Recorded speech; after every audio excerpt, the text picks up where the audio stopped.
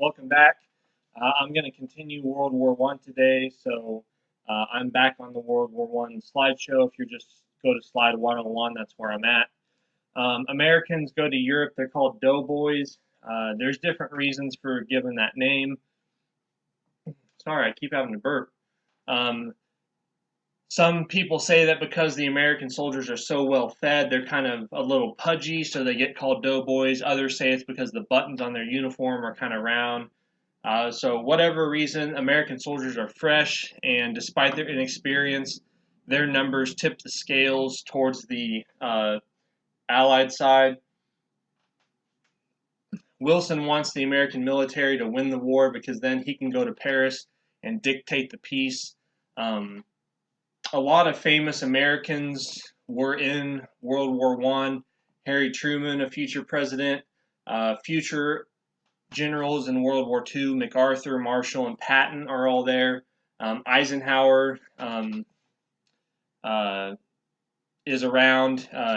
So there's a lot of people that are involved. We'll hear more about later on. The main American general is John J. Pershing. He's the leader of the American Expeditionary Force. Right before the war, his family perished in a house fire, so he kind of has a tragic story right before World War One. He arrives in June of 1917 in France, and more soldiers come each month. There's a number of battles where the Americans play a significant role. I've got those listed on slide 104. I'm not going to go into all the military aspects, but basically, the American military really tips the scale, not because they're necessarily better soldiers, and we don't quite know how to fight this new type of trench warfare. The last big war we fought was the Civil War. So it's been a while since we fought a huge war. So it takes the Americans a little time to get used to knowing what they're doing. There's a lot of heroes that come out of World War One. Alvin York is one of them. I've got just some facts about some of these heroes, so you can kind of read them, and I've got some video clips if you'd like to watch. But Alvin York is a big hero. Eugene Ballard, he receives the Croix de Guerre, which is the highest award in France. I believe it's the highest award. He mans a machine gun post during World War One during the Battle of Verdun. He actually went over and volunteered earlier than when America got in the war. Um, Henry Johnson and Needham Roberts are two other kind of Americans that really perform heroic acts. They killed dozens of Germans on their own. They both received the Croix de Guerre. So a lot of individual heroism in World War One. Some Americans go over and form something called the Lafayette Escadrille. They're basically volunteer pilots. They're kind of the celebrities of the day. Back in the day, maybe the cowboy was kind of the iconic, you know, version of manliness, the frontiersman. Well, now in World War One, kind of pilots are kind of the symbol of manliness. But life expectancy is pretty short for them. These guys in the Lafayette Escadrille, they were crazy. Some of them would fly into battle and they would wear bathrobes. They go volunteer, so they're not really in the regular army, so they can get away with stuff like that. They have two pet lions that are their mascots. I forget the name of theirs, but they're just kind of crazy guys. Eddie Rickenbacker was a famous German American that goes over and becomes one of the greatest air fighters in World War One. A group of Indians go over and use their language, the Choctaw language, to confuse the Germans. So they play an important role. Blacks in World War One, a lot of black soldiers went over. The army is segregated, so black soldiers can't be with white units, and they usually have white officers, and they get treated pretty poorly in America. And then when they come over to Europe, they get treated really well, especially by the French. Um, so it's kind of a sad thing that they got treated better by people in Europe than their fellow citizens, but that's kind of how it went. They have to raise money for their own equipment. They face a lot of discrimination. They have white officers. A lot of times they're used for labor, manual labor. They don't even get to do the fighting. Um, there's a famous group called the Harlem Hellfighters. It was the African American 15th National Guard. I would watch that video on slide 111. It's pretty interesting. They have some great battles and they have a lot of great moments. The black leader W.E.B. Du Bois, he said, "Let us, while this war lasts, forget our special grievances and close our ranks, shoulder to shoulder with our white fellow citizens that are fighting for democracy. If this is our country, then it is our war." Um, so basically, a lot of blacks saw this as a chance to say, like, hey, we're just as American as everyone else. We'll prove it by fighting for the country. And they did, and they fought very bravely. Okay, in 1918, the Germans try one last attempt to win the war. Russia has been knocked out of the war. Russia goes communist. Lenin, the communist leader, does not want Russia involved in World War One. So in the spring of 1918, Russia withdraws from the war. So the Germans, they were fighting a two-front war, Russia and France. All those soldiers that were fighting against Russia can now be sent to the west, and Germany's goal is to defeat the Allies before the Americans show up. Well, they fail. They try to break the trench line. They do get close to Paris, and you have the Second Battle of the Marne, but basically they fall short. Excuse me, I cannot stop burping. I think I drank too much water. Basically, what happens is the Germans, they weren't defeated, okay? They just couldn't go on. They could still defend their homeland. Most of the war is fought on French soil, so the German country didn't even really experience the war except for the blockade. And there is starvation in Germany because England is cutting off Germany's food. So I don't want to say that Germany didn't experience the war. They just didn't have foreign armies on their soil. Wilson promises a just peace. He says to Germany, if you guys surrender, if you give up, I promise that the peace that is forced upon you will be a just peace. This was called Wilson's 14 points. If you look at slide 118, you can kind of see what they were. So basically, because they can't go on any longer and because of Wilson's promise of fairness, the Germans sign an armistice. They don't surrender, they don't sign a peace treaty, they sign an armistice, which just means they'll stop fighting. This armistice goes into effect on November 11th, 1918. If you look at slide 120, you can see what the terms of the armistice were. There's 7 I got there. There were some others, but those are the main ones. So basically, Germany has to give up a lot to get the Allies to stop fighting. And I should mention, once the Germans try their breakthrough and it fails, then the pendulum swings the other way and the Allies start to invade Germany. So kind of towards the end, German soil was starting to get invaded, and that's why they called for an armistice. And that's why Germany has to give up kind of their bargaining chip, and they agree to a lot of this stuff. The Kaiser abdicates. So Germany surrenders. There will be a peace treaty in 6 months. If you look at slide 123, if you click on that video and go to the 24-minute mark, there's a great scene. It shows soldiers celebrating once the war is over. German and American soldiers come together. They put on each other's hats. They trade food. The Germans get cigarettes from the Americans. There's all kinds of celebration. The Germans are overjoyed. They're also shocked that the war is over. They never knew how the war was going because the military censored any news going back into Germany. There's huge losses on each side. Countries lose millions of men. There's untold numbers wounded. There's psychological damage. If you look at slide 126, I got 2 YouTube clips there that talk about the psychological damage. This shows original footage of men shaking uncontrollably or going crazy. It's pretty graphic footage. It's not bloody, it's just graphic. It shows men's faces disfigured who survive. So if you want to watch that, you can kind of see how devastating the war was, even to those who lived. Okay, so the Paris Peace Conference takes place in 1919. This is a big deal. There's 20-some nations that go.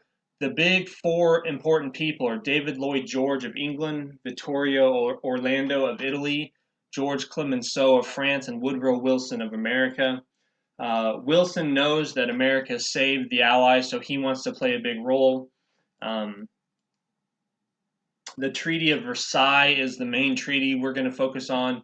Each treaty with each different country had a different name, but the Versailles Treaty is the most important one. Wilson wants a democratic peace with self-determination, meaning let people vote for their own country. He also wants a League of Nations to replace the alliance system that helped start the war. Europeans are more interested in balance of power and security. So Wilson comes over there. Wilson kind of tries to throw his weight around. The French are not impressed. I love this quote by George Clemenceau. It's on slide 137. He said, God gave us the 10 Commandments and we broke them. Wilson gave us 14 points. We shall see. So some people think that Wilson's pretty arrogant. You know, he's given us all these rules to follow. Okay, so the Versailles Treaty gets signed. It's a very harsh peace towards Germany. You'll actually watch a video on the Paris Peace Conference. But if you look at slide 138, you can see all the things that Germany had to give up. I won't read them to you, just kind of look at them, make a little note somewhere about them. So you kind of know the Versailles Treaty is very harsh towards the Germans. Germany has to give up a lot of its land. A lot of new countries are formed. So basically, after World War I, there's a lot of bitterness on the part of Germany. Now, the big thing in America is, should we be involved in the League of Nations? Part of Wilson's 14 points was he wants an international body that can settle disputes so we don't ever have a big war again. It was called the League of Nations. He gets the League of Nations approved in Europe. But anything that is a treaty has to be approved by the Senate. Well, the Senate is in the hands of the Republicans, and Henry Cabot Lodge is the leader of the Senate Republicans. So basically what happens is Wilson negotiates a peace, and he comes back to America, and the Republicans have to approve it. There's one problem with the League of Nations. There's something called Article 10. It says basically that if there's a war in Europe or if there's an act of aggression, the League of Nations members probably have to be the ones to deal with it. So basically, you could get a scenario where some country in Europe gets aggressive and the League of Nations will request that America send 100,000 troops to deal with it. Now, think about this. You're an American, you're a voting citizen, and we just got done fighting the biggest war in human history. And now Wilson says, I want to supply troops to Europe for the next time this happens. You're probably thinking, if this happens again, that's their problem. If they want to go through this bloodshed and madness again, let them do it. We are out of this. Most Americans don't want to have to go to Europe every time there's a squabble, because if you study American history, if you study European history, you'll know that basically that's all Europe's history is war after war after war. So basically, a lot of Americans oppose the League of Nations, not because they don't want to talk with the world, just because they don't want America to be a blank check for when Europe goes to war again. There's basically three groups of senators. There's irreconcilables. They're extreme isolationists. They don't want to support the League no matter what. There's reservationists, and Henry Cabot Lodge is one of these. He tells Wilson, if you get rid of Article 10 and make it so that we're not the policemen of the world, I think we will join the League of Nations. And then there's the internationalists like Wilson. Wilson allows no compromise for the League. He says, nope, you're going to take the League of Nations as it is, no changes. You either support it or vote against it.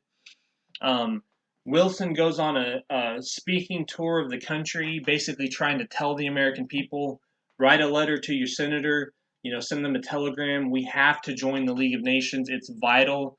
It will prevent the next war from happening. And if you think World War I was bad, World War II will be even more terrible. What ends up happening is he speaks too much. He has too strenuous of a schedule, and he gets sick. He comes back to Washington and has a stroke.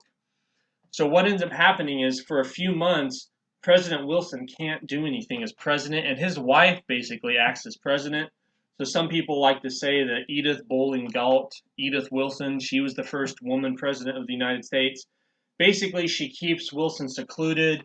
He has a stroke, he can't move, and when people need something from the president, she'll go in and then she'll come back out and say this is what he said, or he signed this when she probably signed it.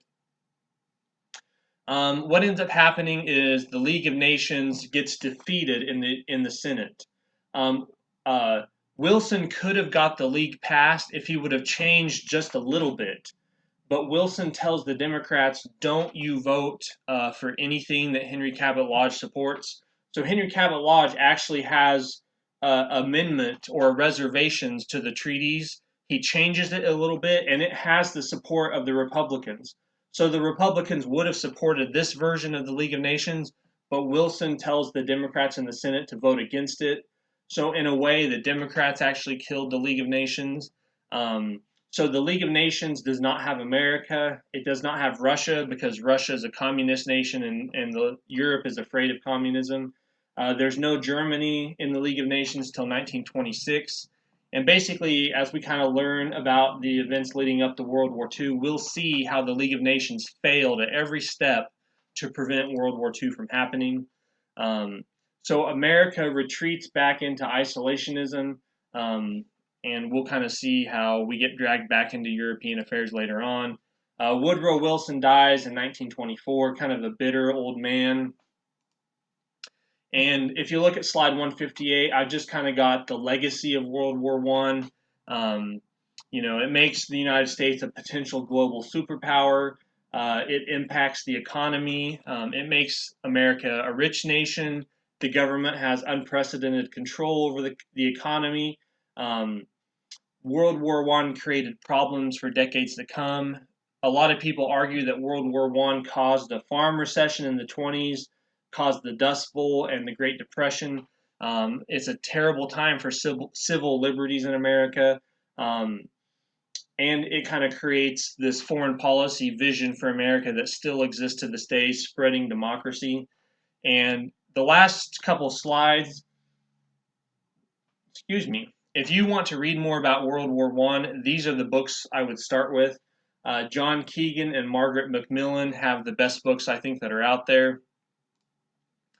But I would read The Guns of August by Barbara Tuchman. I think that's my favorite book on World War I. Really does a great job of talking about the events leading up to the war. If you want a good book on the American home front, read David Kennedy's Over Here. And then the last slide, I've got a lot of documentaries. If you want to learn more about World War I, you could watch these, and you would learn so much about World War I. It would be amazing. So yeah, so that's World War I. Now we'll move on to the 1920s.